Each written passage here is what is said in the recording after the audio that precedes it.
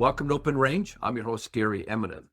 Normally we do many things about North Dakota, but there's been a lot of things on my mind, and we're going to pivot. I got retired history professor Liam Atchison joining us, and there's a series of articles I've seen recently about the Antichrist and Palantir technology, what our U.S. government's doing, and just a lot of things about faith. Liam is a Bible professor, but also a history professor that has his PhD in that area. We're going to talk a little bit about it. He blogs and has his own YouTube channel getting up and going, and we're going to dig down in it. So hang on. This is going to be an interesting conversation, not a typical Open Range interview, but something I want you to get your feedback on. Liam Atchison, welcome to Open Range. Thanks. Nice to be here. So Liam, just to set the stage, I've read a number of articles of late, Wall Street Journal, London Times, and it's all about technology. And there's a guy named Peter Thiel. We're going to start with him a little bit and his background. He's one of the founders of PayPal with Elon Musk. He started many companies, tech firms. He espouses to be a Christian, and I'm not going to make any judgment on that.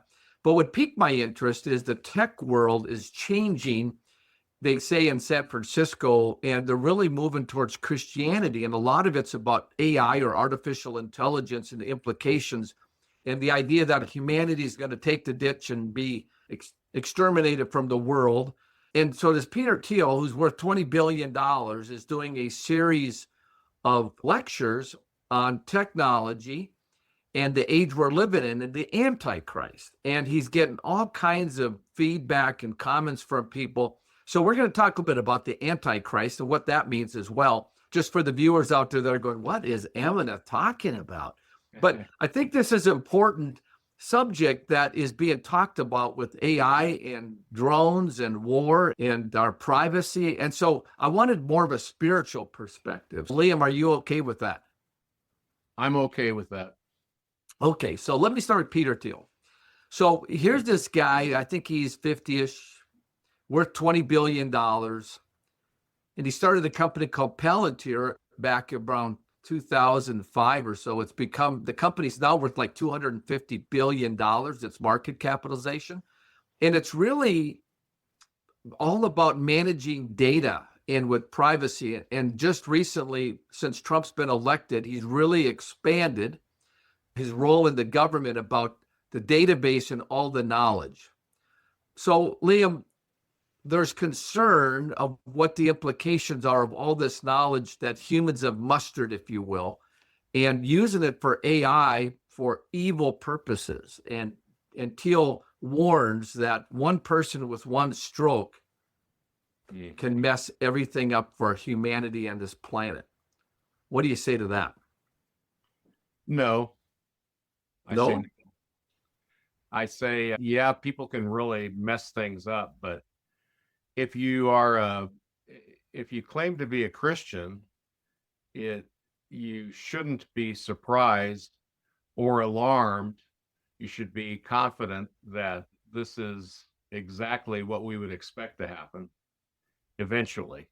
The Christians have talked for centuries about how knowledge will progress in the last days.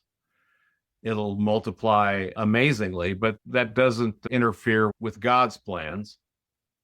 So that's why I'm not being smug about saying I'm not worried about it. I'm concerned about people because I see people are following it in ways that it shouldn't be followed. And I should have a disclaimer too. I have a YouTube channel that I've just started in the last couple of months. And I use the AI chat boxes to do things like help me make pictures that people see and those kinds of things. Now, I am concerned that the art of writing is going to be lost with AI, and the art of art will be lost as AI advances. People won't be able to tell the difference between what is something that has actually been written by a human being and what has been compiled by essentially an aggregator. That's what chat boxes using AI are. They aggregate the whole range of human knowledge that's recorded and on the internet. But all of that knowledge doesn't even come close to what God knows and never will. And we can't become gods, or we can't become God We can't usurp the place of God, even though humanity has tried to do that throughout history. The greatest example is in the Bible itself, the Tower of Babel, where they said, look how smart we are. We're going to build a tower that reaches into heaven. That was the kind of, they must have had the technology to build some kind of tall tower. And so they thought we're going to reach into heaven, which we think is absurd because you can't build a tower high enough to reach into heaven. But it was the same sort of thing. And the Bible describes humanity ever since the garden. We have been in a flight from God. We've been running away from him. We have been impressed with our own achievements. We've been trying to make names for ourselves.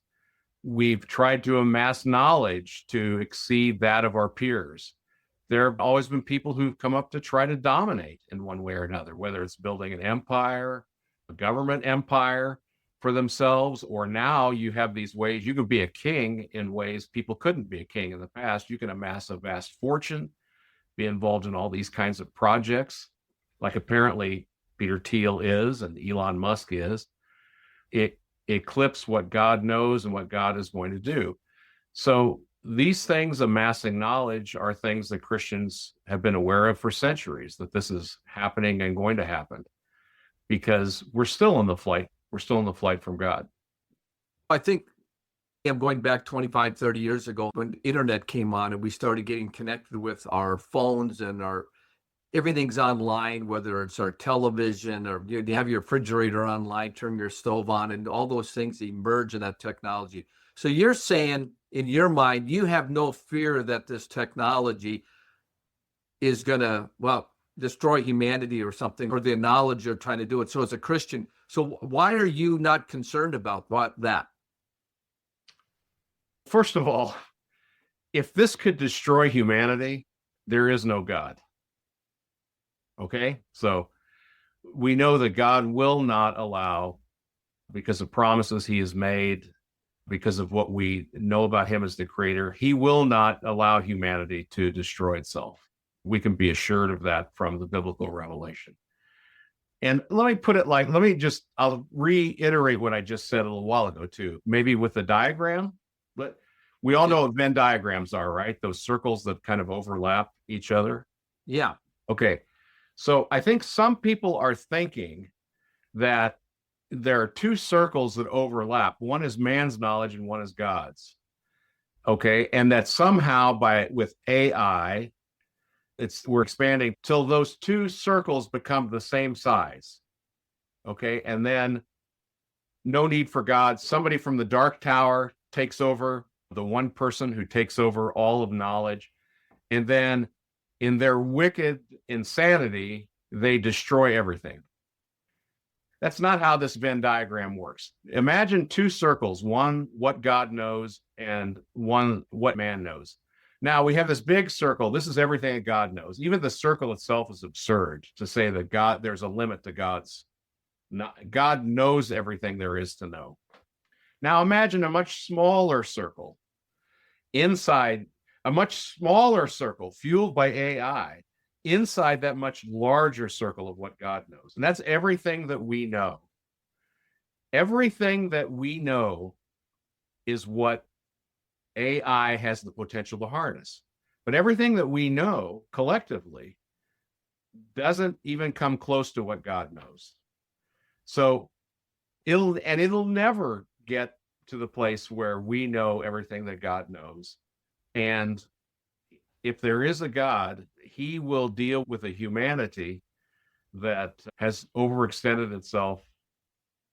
Sounds like a lot of pride to think we know so much, we can do this. We know so much, we can destroy the universe. We know so much, we can destroy humanity. And if that's true, then there isn't a God, that he doesn't exist. But if you believe he exists, and there's good evidence to believe he does, I think, then that ain't going to happen. So, Leah, we're going to go to the break. We come back. I want to talk to you a little bit about this acceleration of knowledge that's actually taken place in time, which we have to say that it is. The Bible does talk about that. And let's talk, I want to get your perspective on that. So we've been talking to retired Professor Liam Atchison. Thanks. Liam, I don't want to, before we do it, I want tell our viewers about your blog and if they want to follow who you are, what you're talking about. Tell us a little bit about yourself related to your podcast and your YouTube channel. Yeah, I'm a retired history professor. And so I've got to do something in my retirement. And I enjoy writing. And we're seeing more and more that people are using AI to write. So it really isn't their voice. So I'm concerned about keeping my voice. And the way that I do that is I've started a YouTube channel in the last 2 months. Seems like everybody's starting YouTube channels. So big deal, right? A YouTube channel. It's called History Bro OS. You got to get the History Bro. You got to get the OS part. That means old school.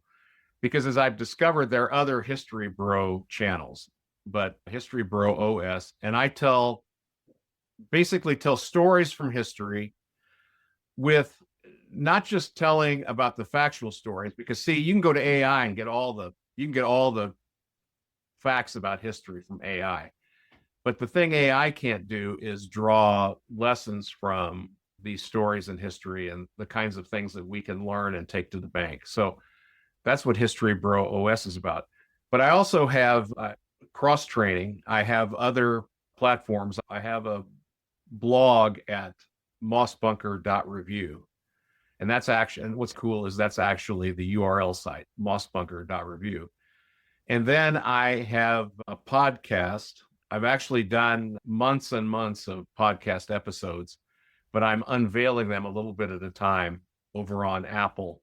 If you go to the Apple podcast, you can just look for Moss Bunker Review and find them. It's all the same kind of thing, just telling. In Moss Bunker Review, I go more into stories about Midwest, stories about growing up in this part of the country. This seems funny for a theologian, but I tell ghost stories because I think they're fun sometimes. And just all kinds of interesting, whatever I want to do. What's Moss Bunker? Where'd you go up with that name?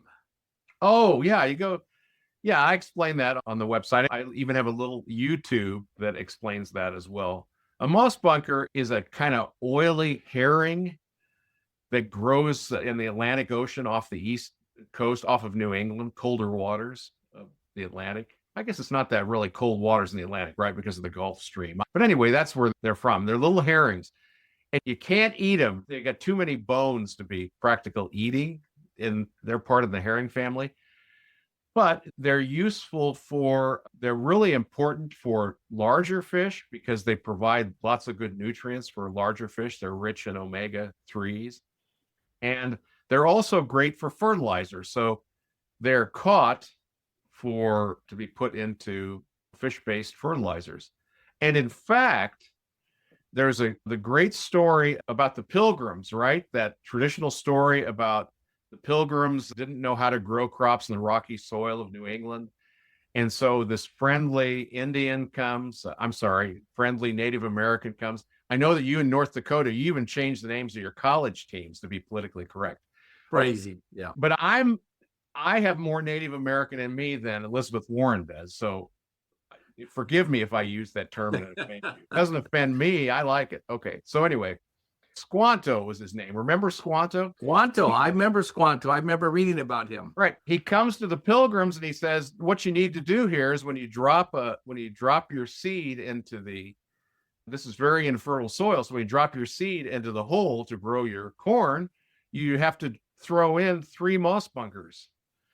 So the moss bunker is a figure for fertilization. So I've named this writing shed that you see behind me. This is a writing shed. It's called Moss Bunker. So anything that comes out of it this is a place to come and have your mind fertilized and to be creative and to express yourself. I like it. That's clever. That's clever. I thought maybe you just like to fish or something. So that's not the case. I wouldn't fish for those. I go for northern pike and walleye more than that, but they're out catching salmon. So now wait a minute. You have salmon in North Dakota? We do. Chinook. It's a big fish. They a number of years ago, the Game and Fish introduced it. It's a big opportunity. It's good salmon. It's not typical to the pink, not to the pink you get up in Alaska, but I got a friend Bob Gregoire, he drops it off regularly. He has more than he can handle. He drops off his salmon, and I just had some about 3-4 days ago. The other thing is I prefer his walleye. He gives me walleye. I bake bread. He gives me fish. I give him bread. So we have this little cake. What? So I love walleye and sauger, yeah. but that really sounds good. I had no idea. See, I've learned something. Yeah, big lot of salmon. So we got about 4 or 5 minutes before we go to the break. I wanted the viewers to get that have never seen you on. You've been on 3-4 times on Open Range, even though you're not North Dakota, you're Kansas, you're North Dakotan at heart. I can say that. And you've been to my place here in North Dakota, so you know what we're about. But talk a little bit about just the whole idea of acceleration of knowledge that's going on. You're a historian. The Bible talks about at the end times there'll be this acceleration of knowledge with AI and these data centers in North Dakota. There's so much going on about all the energy we have in building these data centers, and people are going like, let's just drop it. We've got enough of that stuff going on. But those are all part of this acceleration of knowledge. There's never been, from what I see in history, ever been a time in the history of the world that we've seen this acceleration of knowledge and the accumulation and the processing. When you take Google and all that, talk to us a little bit about that. There's two aspects to it. Let's talk about it from a historic perspective too. First of all, the bad news. There is no way you're just going to shut this down. Can't shut it down. And the reason is because we've lived through a scientific revolution. And we've had warnings about this along the way in popular culture too, haven't we? Have you ever watched Frankenstein? Isn't that really what Frankenstein is about? How are we going to do whatever we can do because we can do it? That's the question. So science has always said we have to have ethics, but we shouldn't go too far. But yeah, we're going to go as far as we can. Yeah, that's not going to stop. If the whole attitude now is there enough people out there who are saying we're going to climb this mountain because it's there. So that's going to keep happening. Now in history, how long has that been happening? We'd say that there were little spurts in technology during the ancient times and then even during the Middle Ages, but nothing like what happened in the mid 15th century when technology took a huge leap with the printing press. So then before that, a minority of the population was literate because they didn't have access to literature. Just a few people had it. It was copied by hand. That was a tedious process. And there was an industry for that insofar as there could be, but it was very expensive and inaccessible to most people. And suddenly, movable type printing presses introduced to Europe in the mid 15th century. And then boom, things start happening. Renaissance, the Reformation, the movements of the Enlightenment, and the industrial and scientific revolutions, they all follow in the heels of literacy and being able to read and the proliferation of knowledge. So it's been happening for a long time. But what happened is that it isn't additional knowledge that we get. It's multiplied knowledge. Why? Not because we're smarter than the people who came before us. Frankly, I think we could show historically we're dumber. But what happens is we can stand on their shoulders. All of their knowledge now becomes our knowledge. We don't have to know everything that they learned. We have it at our fingertips, especially with AI. So we stand on their shoulders. And so what we see is this multiplication of knowledge that accelerates historically, has done so, especially since the introduction of the printing press. And now we're going to come to a tipping point, right? Something's got to give because we're accumulating now we can stand on their shoulders completely. It isn't that I didn't know about your salmon in North Dakota, but I tell you what, if I'd gone to the chat box, it would have told me. It knew. Okay. You don't know maybe that we have walleye in Nebraska, but AI knows. And so we're standing on their shoulders, and whoever controls that, they're a pretty powerful person, humanly speaking, not in comparison to what God knows. And by the way, can I just tell a little story about AI? The first time I talked about it here in Nebraska, I talked to a group in Nebraska about AI, and everybody was laughing, and they kept laughing every time I'd say AI. And I said, can you just tell me, why are you laughing? And they said, because AI to us means artificial insemination. You're in Nebraska. You got cattle down and hogs down there. So, Liam, we are not talking about artificial insemination. We're talking about artificial intelligence. We're going to go to the break and then come back. I want to pick up a little bit about the whole idea of Peter Thiel's Antichrist, because I got a story I want to tell to set the stage for that when we come back to the break. So I'm your host, Gary. I'm going to talk to retired Professor Liam Atchison. Stay tuned. We'll be right back.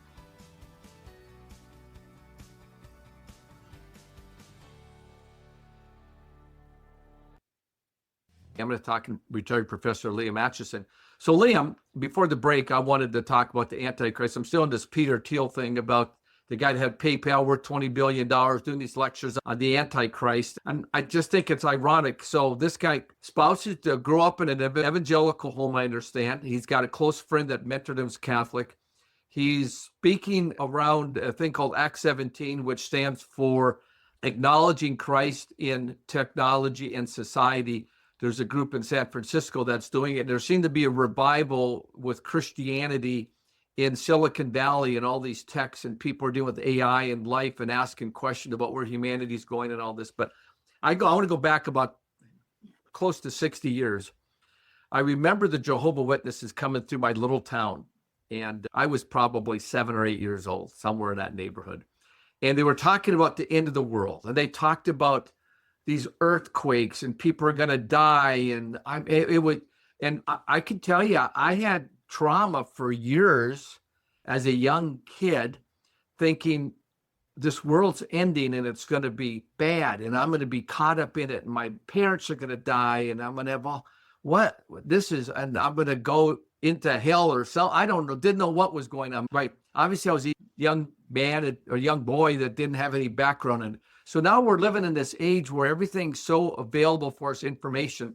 And we have people like Peter Thiel talking about the Antichrist. And these are not conventional. You don't hear that in church. In other words, you expect to hear it in church from your pastor, but it's coming from sources all over the place.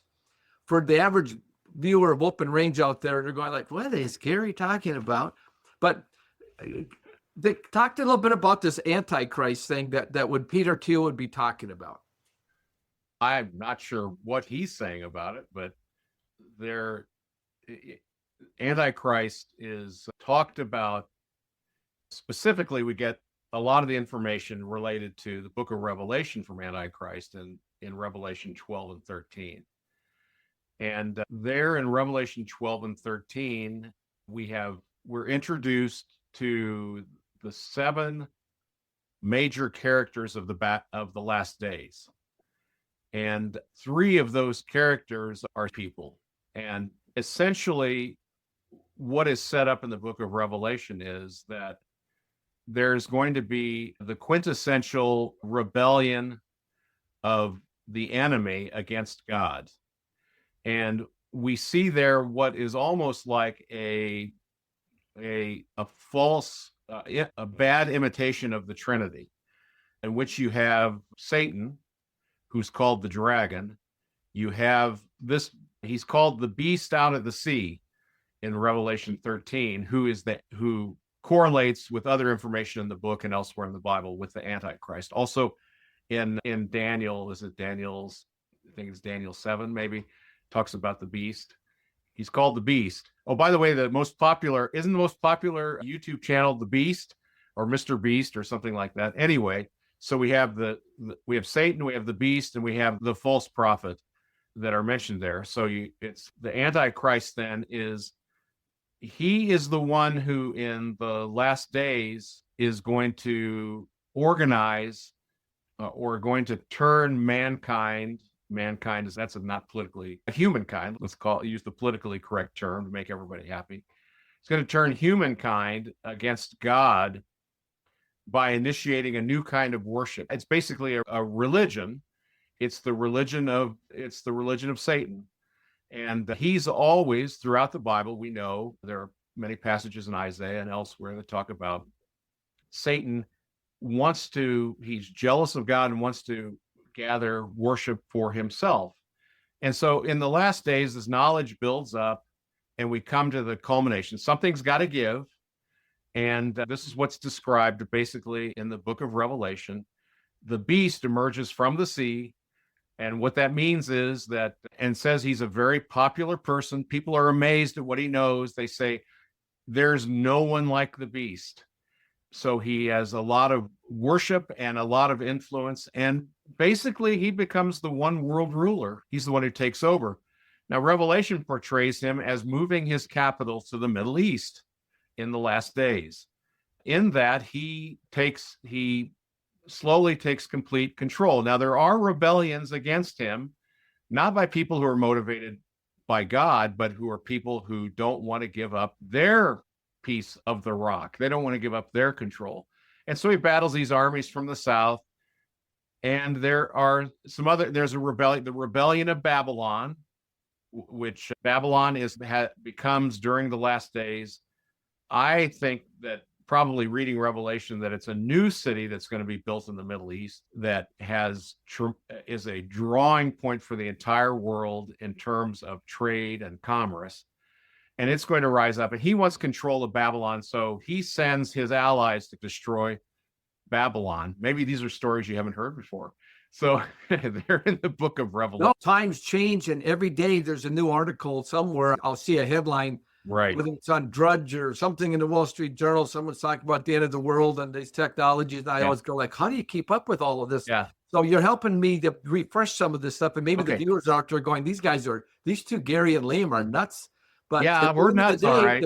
But you are a historian and Bible professor, so I appreciate you giving us that background. So keep going. Right. I want to hear this. Right. I know this sounds nuts, but this isn't new. We've known this for 2,000 years. Just read the book of Revelation. Of course, people try to say, that sounds nuts when I read the book of Revelation. This is all spiritualized. They spiritualize it. Even Christians do it. But look, the best way to understand this is to allow it to speak for itself. So what happens is the Antichrist destroys Babylon, and then he's consolidated his power, and he gathers his forces for the final battle. He thinks he's gathered so much knowledge and so much power that he can challenge God. And we know that there's a power behind him. And his mouthpiece is the false prophet. He's the ultimate toady. He's the, what was Hitler's, who's Hitler's? I can't think of his Himmler? name. Or not Himmler, the other guy. The guy was the propaganda guy, Goebbels. Goebbels. He's the talking head for the Antichrist. And he says how great he is and teaches people how to, he has one of the abominations of desolation, the final one, in which his image is set up in the temple, in a newly constituted temple in Israel. And he hates the Jews. He's anti-Semitic. Antichrist wants to destroy them. He wants to consolidate his power against God. And he gathers his forces on the battle on the plain of Megiddo, northwest of Jerusalem, for this final last ditch. But his forces are all gathered there to fight Christ. And then that's when we have the Battle of Armageddon. And there is no battle. If you're thinking the end of the Lord of the Rings, where they're outside the gates of Mordor, and thank goodness that the ring bearer throws the ring into the fire and you see the tower collapsing and all of that, the forces surrounded. That's not the Battle of Armageddon. What happens is Jesus returns, boom, it's done. No battle. There's no battle. That's it. Why? Because all the gathered forces of humanity against God are nothing compared to his power. Boom, and he's done. So that's the end of that. The Antichrist is thrown, along with the false prophet, are thrown into the lake of fire. Satan is now he's put in chains under bondage for 1,000 years while the earth is repopulated. And the only people that's the kingdom that God restores to Israel, because Israel's the fount of the nations. Dangerous thing to be anti-Semitic in eschatology, because God vindicates his people. And really, the book of Revelation is really the vindication of God's people against the anti-God forces of all history, who have caused tremendous suffering throughout the world, and have tried to put that suffering and blame it on religion and people who believe in God. All that stuff has caused suffering. I'm a historian. I'm telling you, that's not the picture of suffering in the world. The things we call the religious wars and the Crusades, minor skirmishes in compared to what was done in the name of democracy and humanism in the 20th century, where millions of people died. Those other things were nothing. They were silly and nothing, but compared to what this is and what's going to happen in the future, when millions more will probably suffer as a result of this obsession with control and having all knowledge and all of that sort of thing. So the book of Revelation it's about all of the suffering, about those who oppose God's sovereignty in the universe he created, in his universe, and what that means for the vindication of God's people. And that's what Revelation is about. But we don't know everything that's going to happen, but John gave us enough information to know, and it's not all symbolized. There's enough information there to know what's going to happen, and it's predictable. It's in line with the rest of Bible prophecy and everything we know about how people are rebelling against God.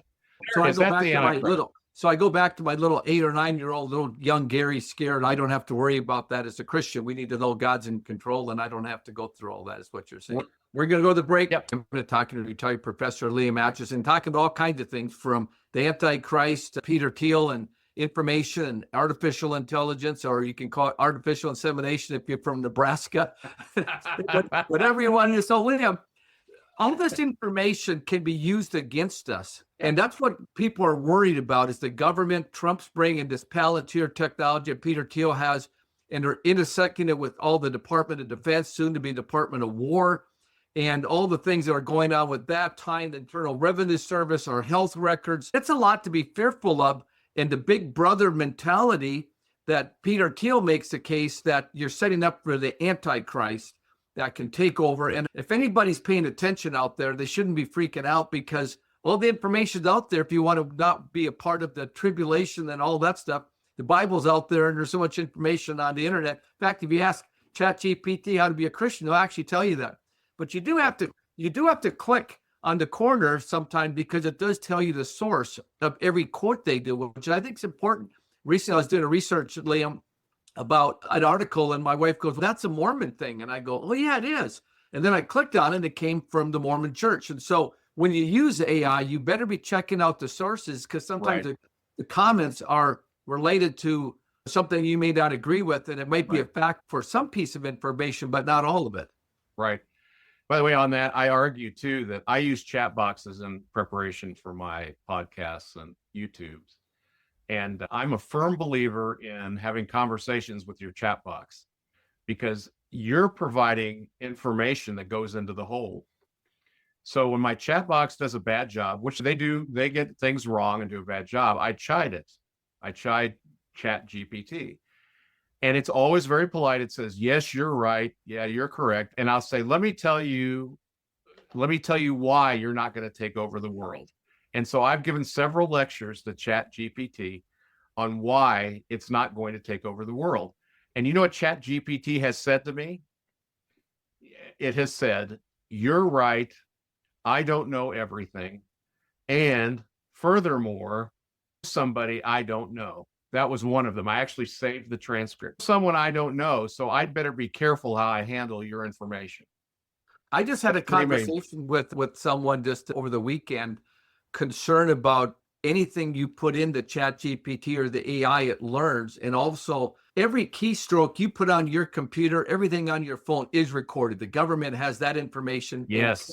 And possibly use it against you one day if they choose to. Which is going on in China right now, which is a concern, where they're watching, overlooking you. And his concern is, every time I put a question in or ask a question, you're building the story about who you are, and it learns from you, and it learns about you that could be used against you.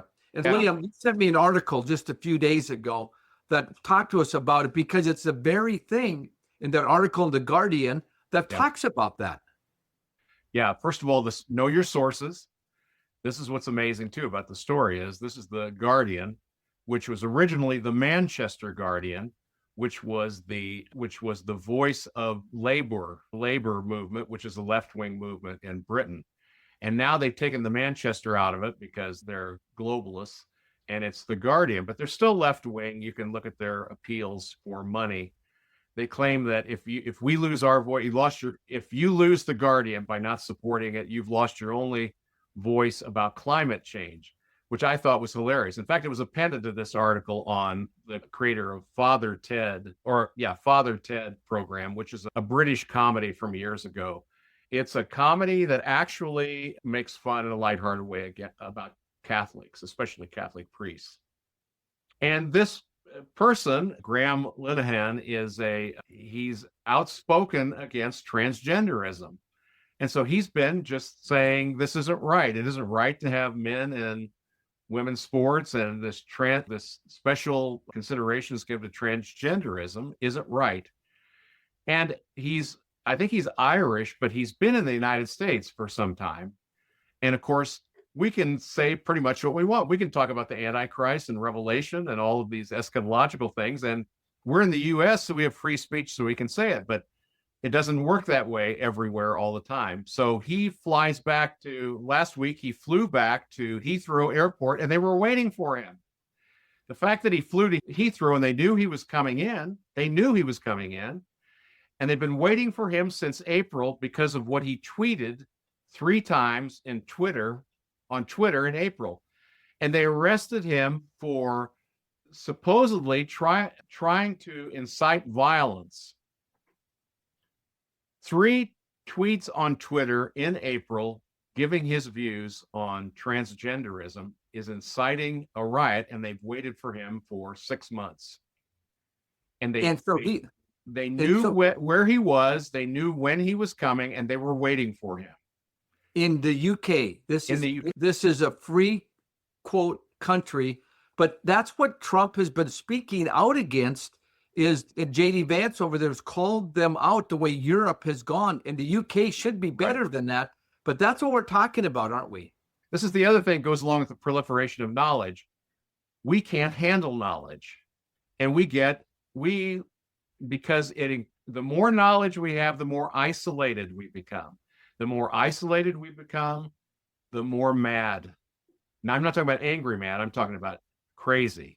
We're crazy. Can't think straight. Can't handle all this knowledge. And that's what's happening. They've gone bananas. So, Liam, we got about 4 or 5 minutes to finish up this show. We talked about Peter Thiel and the Antichrist and the whole idea of knowledge increasing. I'm out there watching this show today. Oh, by the way, let me see what cup you got. That's open range. You got an open range cup down there in Nebraska. That's right. And here I was taking notes with my open range pen. I love it. You're the man. The whole world, thanks to AI, Gary, the whole world knows about open range. They're clamoring for your merch. So, thank you for being a fan and a supporter of Open Range and joining us today. But if you were to you got 2-3 minutes, should I be freaking out over any of this stuff? Maybe I don't even believe in being a Christian. Maybe I don't want to know this stuff. And maybe I really only go to church. I'm a Catholic kid, Lutheran kid. I don't go to church very often. Should I be freaking out, or what should I be doing to get my house in order mentally? I would say if you don't believe the things that we just talked about in the book of Revelation and what the text actually says about Antichrist, I don't know what Peter Thiel is saying, but you read the text. If you don't believe what I've just talked about, then there's reason to be afraid. Sure, there's reason to be afraid. And I noticed in the article that you quoted that there was the chaplain at the humanist chaplain at Harvard said, yeah, this is just what religious people do. No, it isn't. If you have reason to be afraid. And I would say there's no way to turn this ship around, because once you got Frankenstein built, then he has to be used. There's no way to turn that back. And the reason I would say there's no way to turn it back is because of the human heart, the desire to know, to control, to know more, increasing isolation that becomes because of it. There's a lot to fear. What's the proper response? I'll just tell you. All right? Ready? Let's hear it. Repent. Repent. And in a sense, what these people in Silicon Valley, I think, are trying to say is, we need to quit fleeing from God and start fleeing back to him. And ask someone who is a Christian what the simple gospel is, and they'll tell you what it is. I think it's time to repent and to turn back, because God did for us what we could not do for ourselves in Jesus Christ. That's the gospel in a nutshell. There's plenty of, you can ask the chat box, like Gary says, or you can ask a Christian what that means, but that's the proper response. You either have to have fear and reach for your shoes, or repent and be confident, because God has given us the story and he wins in the end. And so I want to be on his side. I think it's interesting. Last thought on my end, I was researching Peter Thiel. He did speak. He's the first open gay guy to speak at the Republican National Convention 2016. I was a delegate in Cleveland, and he spoke, and Trump was pro-gay, if you will. And I don't know, when I say pro, I don't want to put words in his mouth, but he's okay with it. But Peter Thiel's got a little interesting things in his, because if he's really a true Christian, in light of what you said, if you go up and look it up, he's worth 20 billion, and he's having his body, I think it's called cryogenics or something, where you preserve your body, that in the future, if they come up with a way to bring you back to life, your body. So he's going to keep it at this temperature cold. So it sounds like he's typical tech guy. He's worth billions, and he's hedging his bet just in case that's Christianity or whatever doesn't quite work. He's hoping brought back at some point in history, which is a little odd to me. I guess Ted Williams is that way as well, but like you said earlier, I'd attribute a lot of that to, he's been so caught up in all of this stuff and the increase of knowledge and in the rapid world of tech. I have compassion for him because I think his thinking is muddled. And that's what happens. Now, whether he is genuinely a believer or not, that's not for me to say. He knows whether he's believed or not, and God knows. So I don't judge him for that. I think it could be that maybe he is a believer, but his thinking's muddled. That's fair enough. Liam, thank you once again for joining us here on Open Range. We'll have you back again when Gary's got something quirky on his head he needs to hear. Keep drinking out of that Open Range mug. I will. Maybe this is what's happened to me. Maybe I'm getting some chemicals from this or something. If your pen runs out of ink, let me know. I'll send you another Open Range pen. So we've been talking to retired Professor Liam Atchison from Nebraska. I'm your host, Gary Amina. Thanks for watching.